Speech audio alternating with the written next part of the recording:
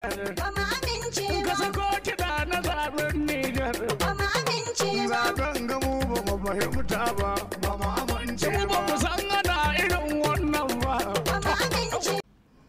vous vous attendez certainement, notre rencontre d'aujourd'hui porte sur l'évolution de la situation socio-politique au lendemain des élections générales 2020-2021 au Niger.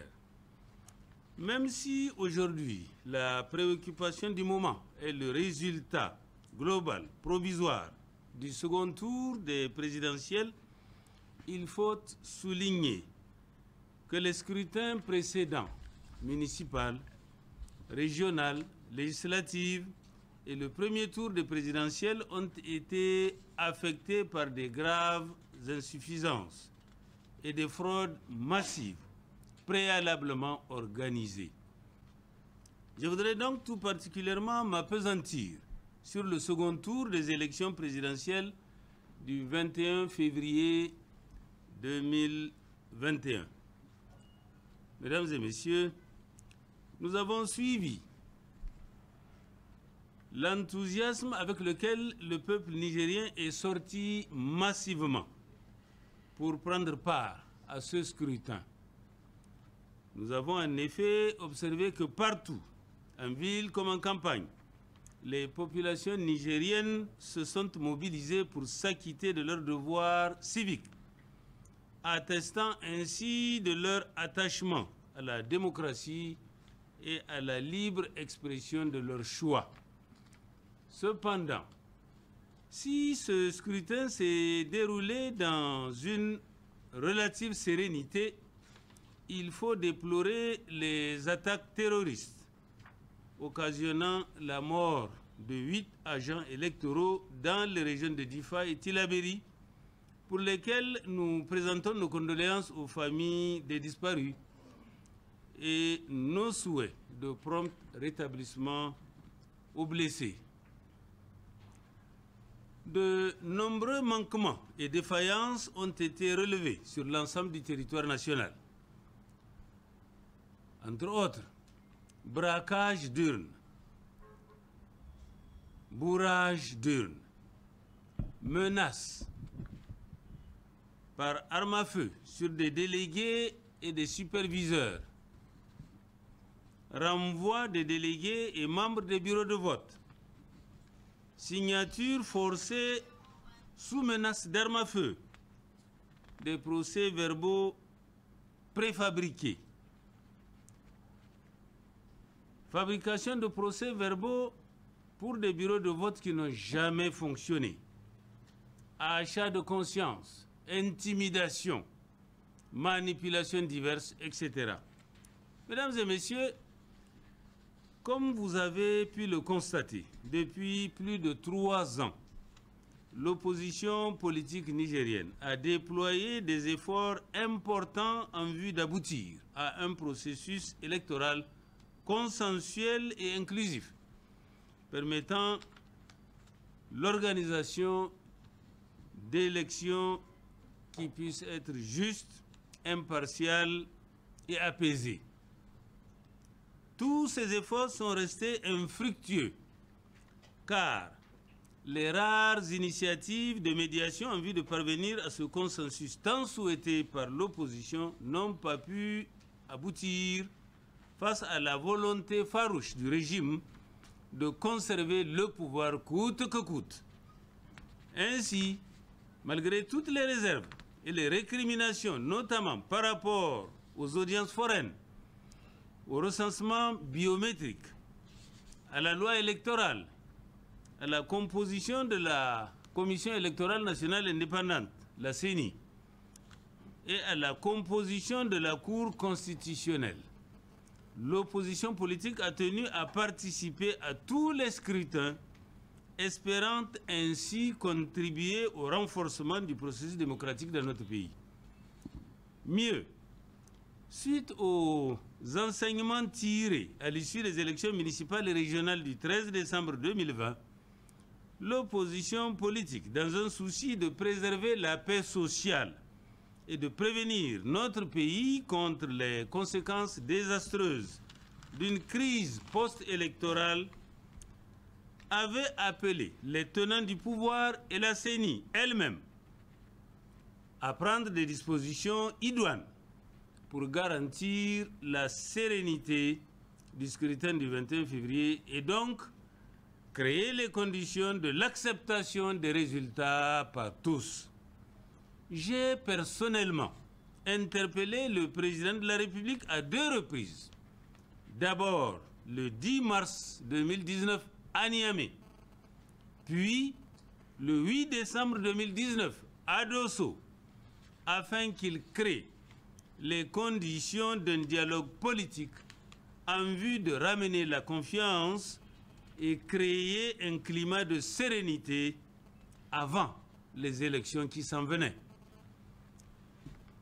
J'ai également personnellement saisi le président de la CENI par courrier en date du 8 janvier 2021 pour lui demander d'examiner, premièrement, une sécurisation particulière pour les zones qui connaissent les braquages durs, les intimidations par le déploiement de l'armée, l'accompagnement par des éléments des forces de défense et de sécurité dans le transport des urnes et le convoyage des procès-verbaux, la protection des délégués et des agents électoraux.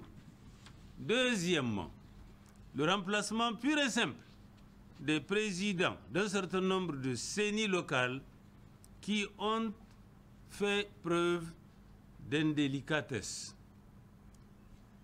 Troisièmement, l'arrêt de l'immixtion de certains chefs traditionnels,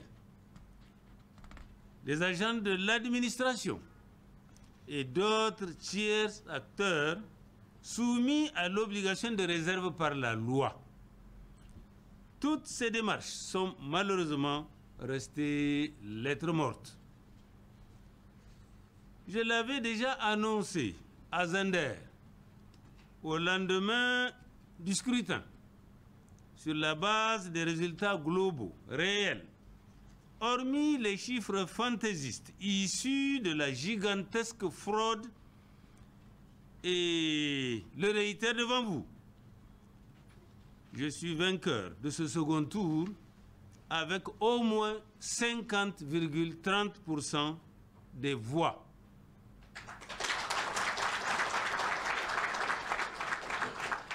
Mesdames et messieurs, c'est pour la première fois dans notre pays que le peuple nigérien témoigne des graves manquements dans le déroulement du scrutin, dans le but est de confisquer ce suffrage.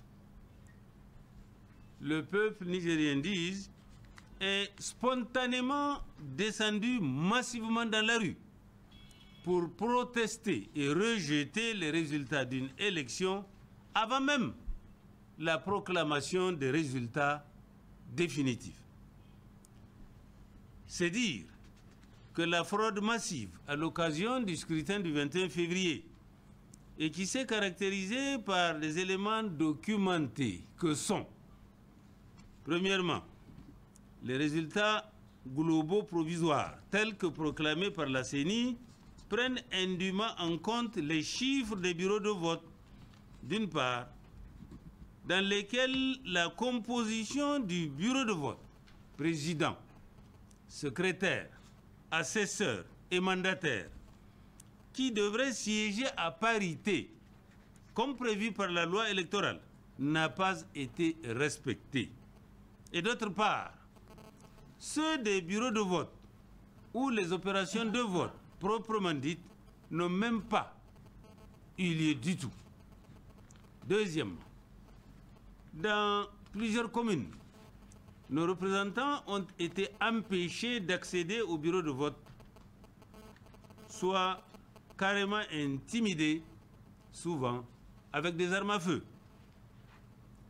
Dans de nombreuses communes, la substitution des vrais procès-verbaux par des procès-verbaux préfabriqués, souvent avant même le jour du vote, dans les régions de Tawa, de Maradi et d'Agadez notamment. C'est ainsi que nos délégués au niveau de plusieurs CENI communales ont été empêchés de porter des observations sur les procès-verbaux des bureaux de vote. De ce fait, les procès-verbaux ont été contestés et n'ont pas été validés par nos représentants au niveau de la CENI nationale, refusant de faire du faux parce que sous serment confessionnel qu'ils sont. En dépit de ces irrégularités, ces résultats globaux provisoires ont été pris en compte et diffusés par le président de la CENI. Ces résultats globaux provisoires obtenus par fraude, en totale violation de la loi électorale, ne sauraient emporter mon assentiment. La contestation des résultats de ces communes se fonde sur des éléments factuels concrets et analyses cohérentes et pertinentes qui sont synthétisées autour des points suivants. D'abord, les faits. Procès-verbaux transmis par le circuit de la CENI discordant par rapport à celui transmis par nos délégués, à nous. Procès-verbaux signés par nos délégués sous la contrainte d'armes à feu. Procès-verbaux non signés du tout par nos délégués.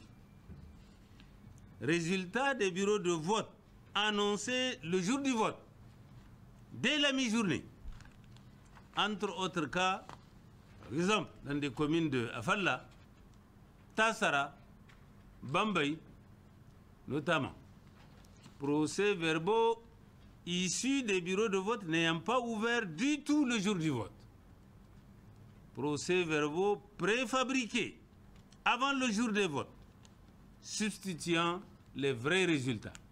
Et cela, vous vous en souvenez, j'ai eu 6 jours avant le vote à l'annoncer. Et je vous invite à nouveau à vérifier entre ce que j'avais déclaré et ce que la CENI a proclamé.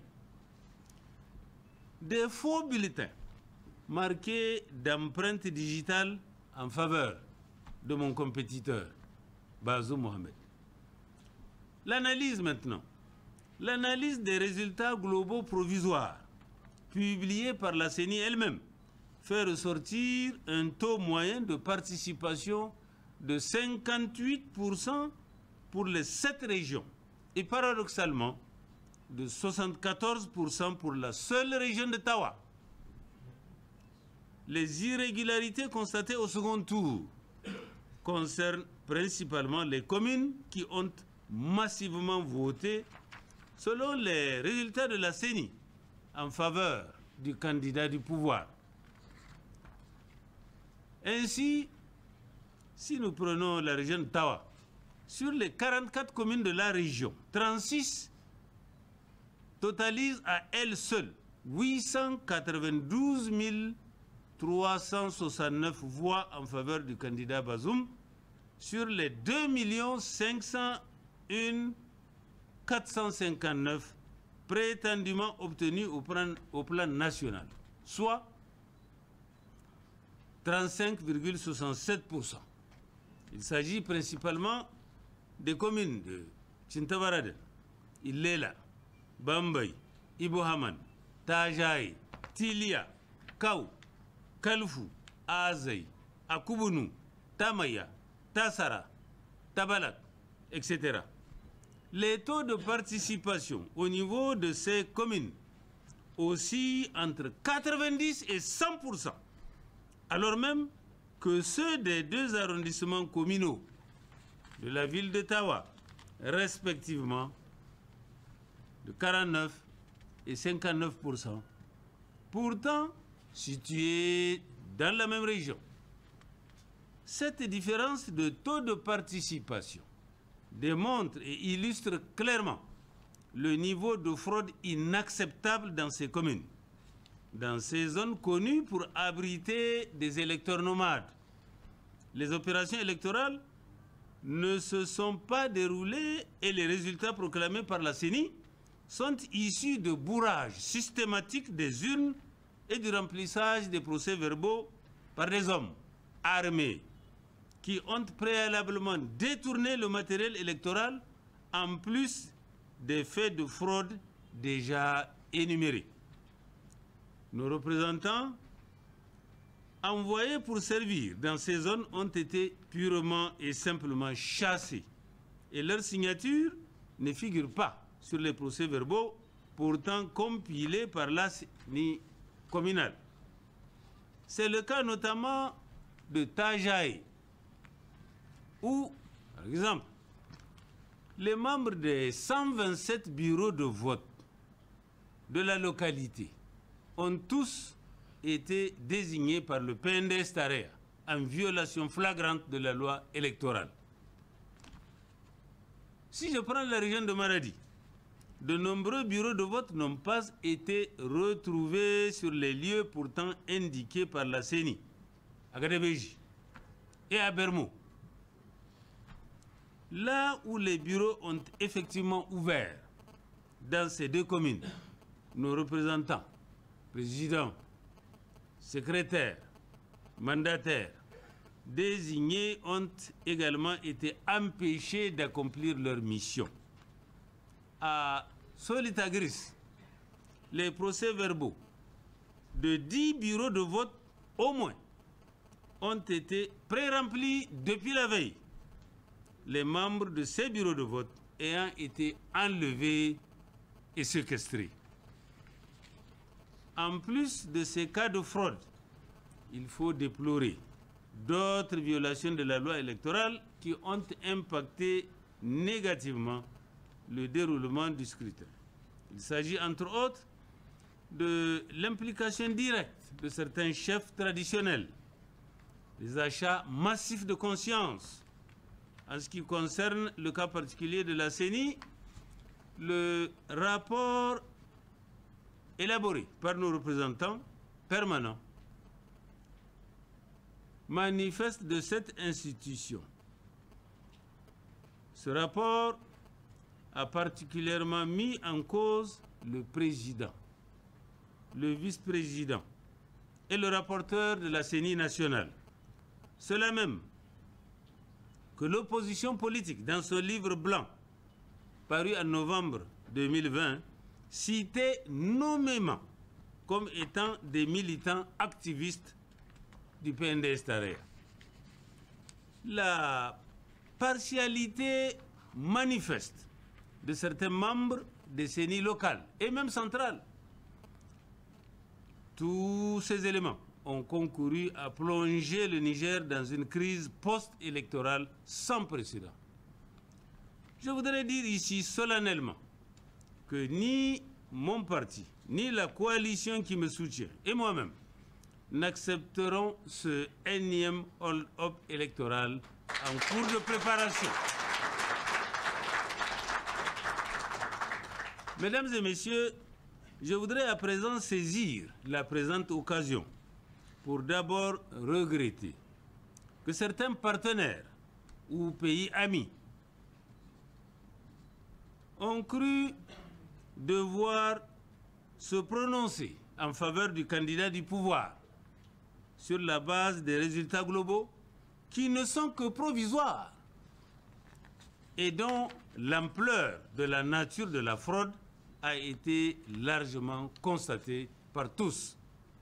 À cet égard, du reste, une large part de l'opinion nationale nigérienne, et en particulier des organisations de la société civile, se sont d'ailleurs beaucoup inquiétés de ce qui ressemblerait à une ingérence indue dans les affaires intérieures du Niger. Et ensuite, lancer un appel solennel à la communauté internationale, sachant son attachement à l'état de droit, au respect de la légalité, à la paix et aux valeurs démocratiques, valeurs portées par l'ensemble de nos peuples, à ne considérer que les intérêts supérieurs de nos peuples respectifs épris de paix et de justice. C'est au nom de ces valeurs que j'ai décidé de déposer dès ce jour devant la Cour constitutionnelle sur la base des faits afin que celle-ci dise le droit conformément au serment de ses membres et ce, afin de respecter le libre choix du peuple nigérien souverain. Je vous remercie.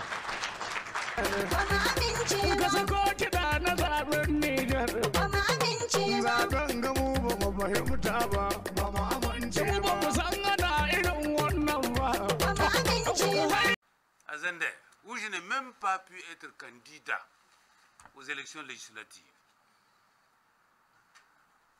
À Maradi, pas de liste aux législatives. À Tilaberi, pas de liste aux législatives. Ainsi qu'à Agadez. Nous n'avons pas fait une misère pour ça. D'ailleurs, vous me donnez l'occasion de rappeler quelque chose. Mon compétiteur d'aujourd'hui avait à l'époque fait une déclaration en disant « Mais on ne peut pas aller à des élections dans ces conditions-là. Parce que avec ce rejet de liste de plus de 50%, on ne peut pas aller à des élections dans ces conditions-là. » Et il a ajouté « Si nous allons à des élections dans ces conditions, il dit que les institutions qui en seront issues ne seront ni représentatives, ni légitimes, ni crédibles. » Nous avons d'ailleurs tous repris en chœur ce mot de Mohamed Bazoum. Et nous avons adressé une lettre au président du Conseil militaire suprême de réconciliation nationale, le CSRD, de restauration de la démocratie plutôt, le général Salou Jibo. Nous lui avons adressé une lettre en reprenant ce mot de Bazoum pour lui demander de faire en sorte que tous les compétiteurs partent sur le même starting block, de manière à ce que nous puissions avoir un Parlement qui soit véritablement, comme l'a dit Bazoum, représentatif de la population nigérienne, du peuple nigérien, qu'il soit crédible et qu'il soit légitime. Le président Salou avait exposé les éléments suivants. Il dit, voyez-vous, nous sommes des autorités de transition. Nous sommes en train d'organiser une transition qui a un début et qui a une fin. Nous ne voulons pas prolonger le délai. Déjà, certains nous suspectent de ne pas vouloir quitter le pouvoir. Il dit, si jamais nous faisons droit à la requête que les partis politiques ont eu à faire, ça veut dire que la transition va être prolongée.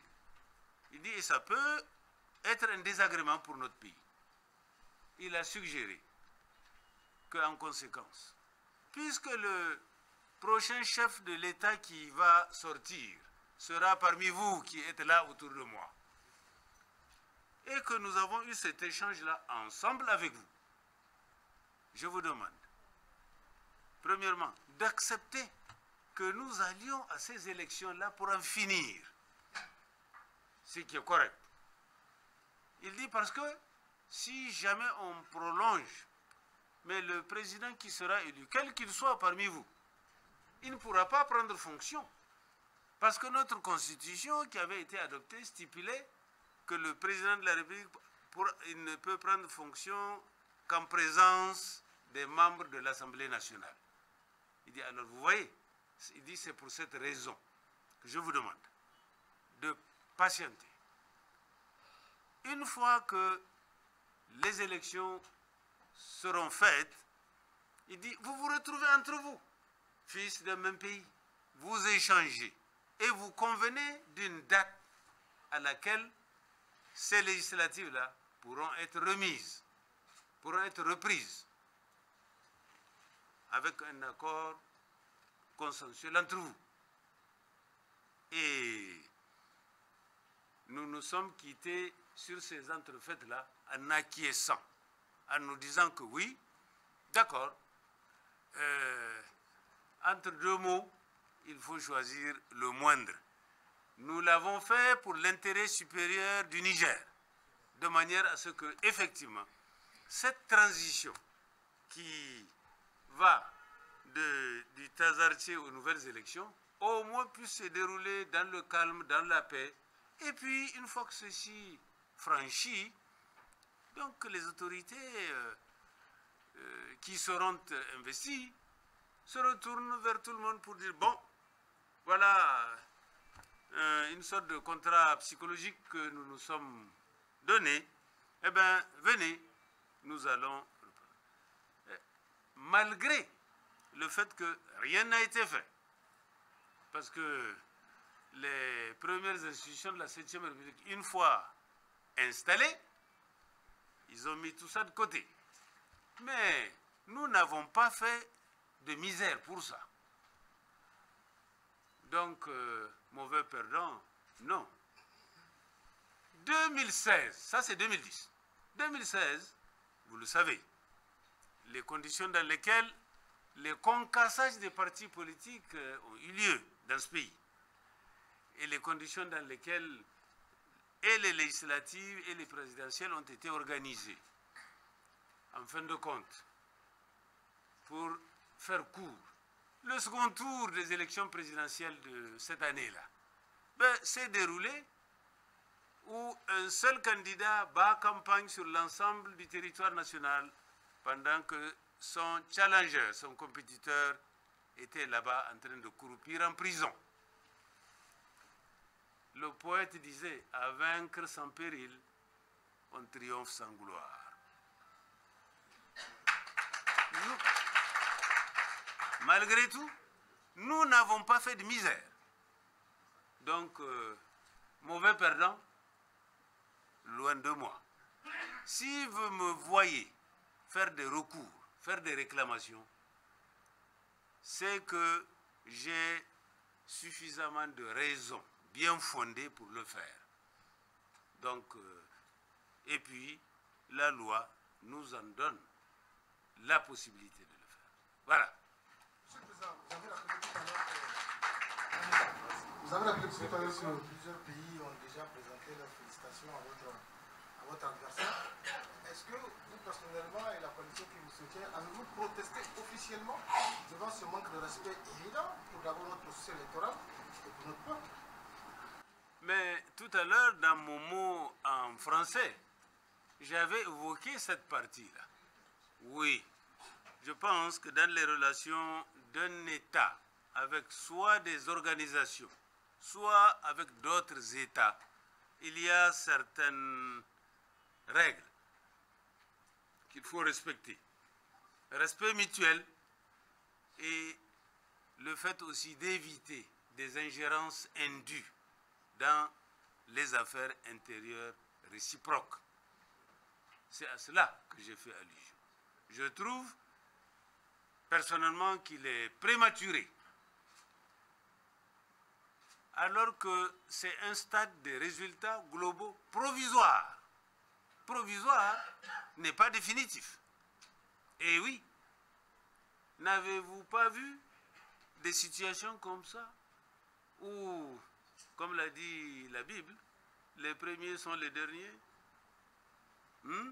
En 1993, je n'étais pas le premier. C'était le président Tanja qui était le premier au second tour.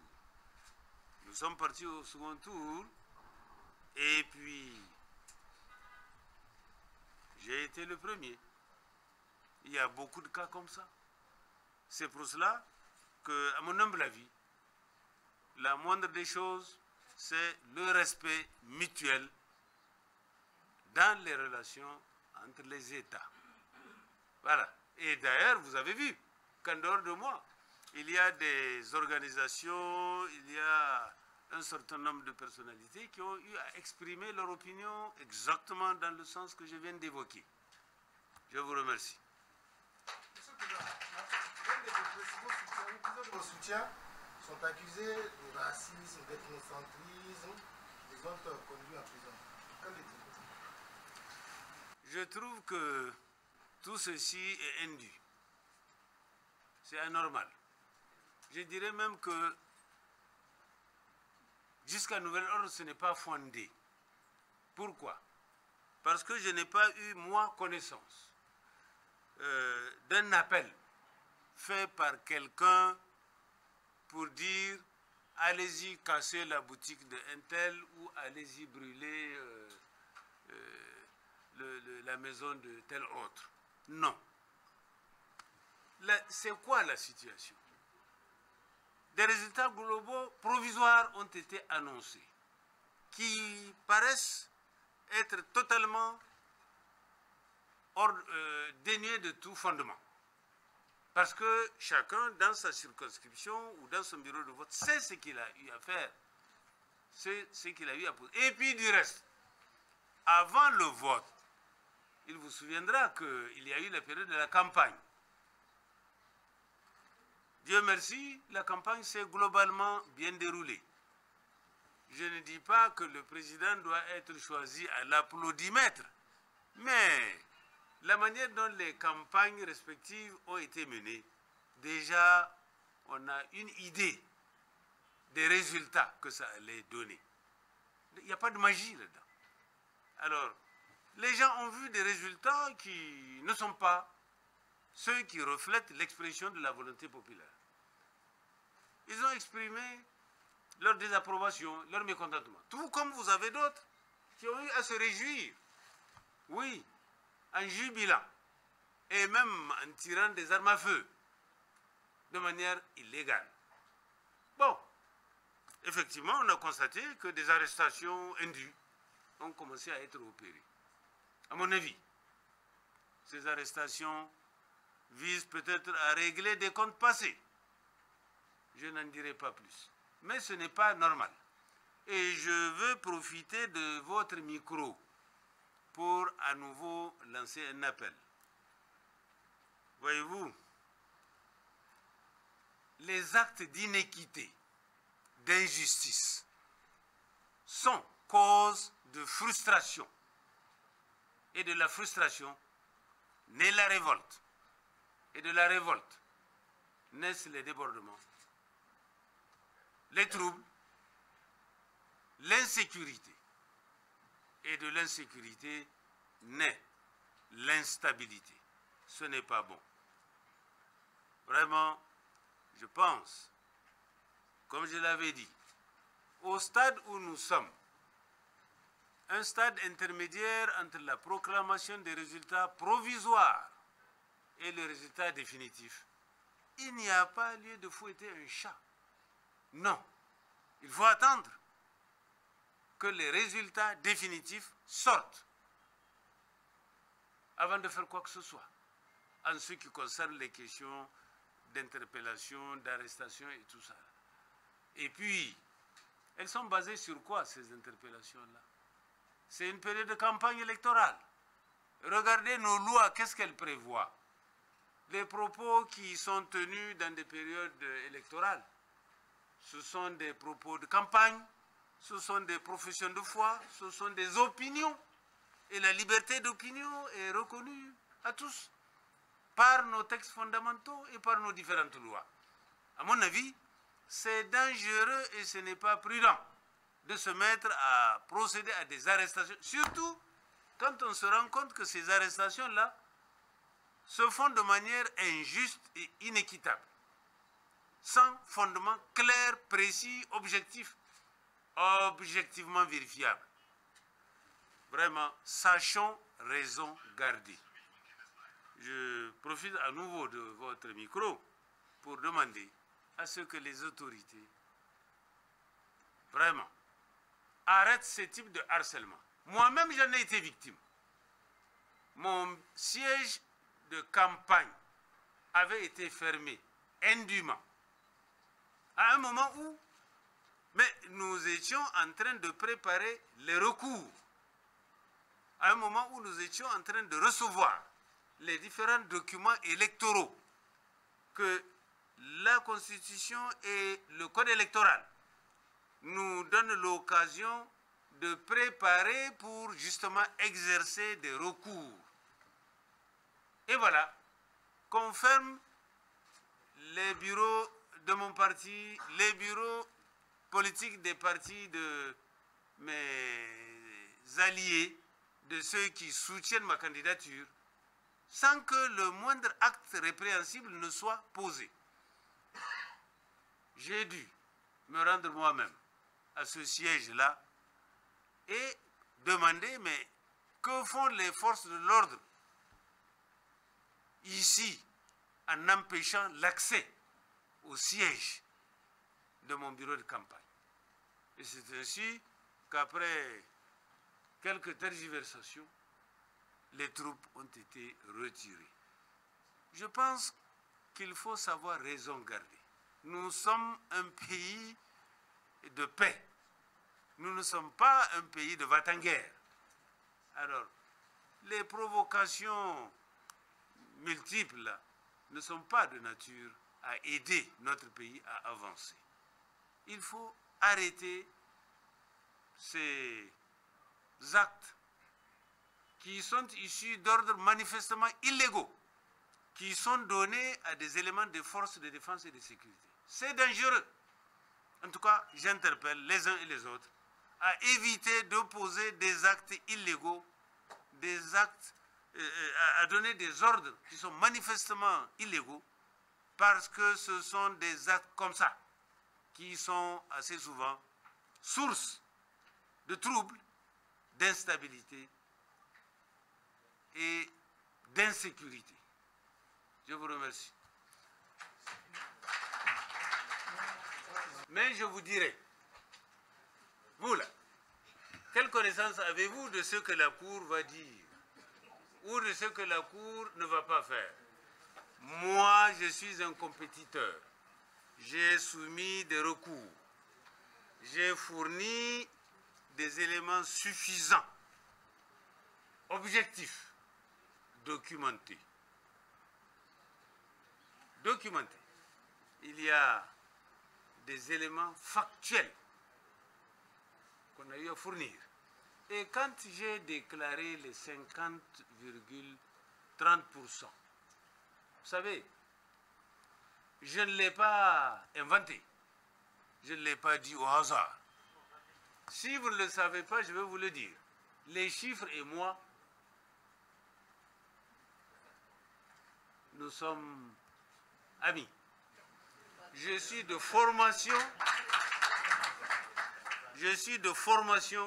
statisticien économiste. Je suis de profession aussi statisticien. Quand je parle de chiffres, vous pouvez être sûr que je sais de quoi je parle. Ne doutez pas. Et je vais vous dire que sans violer, évidemment, le secret de l'instruction que la Cour doit faire pour instruire les dossiers qui lui sont soumis, sur la base de ce dont je dispose, eh bien, ce ne sera pas 50,30% que j'aurai. Mais c'est beaucoup plus. Je vous remercie.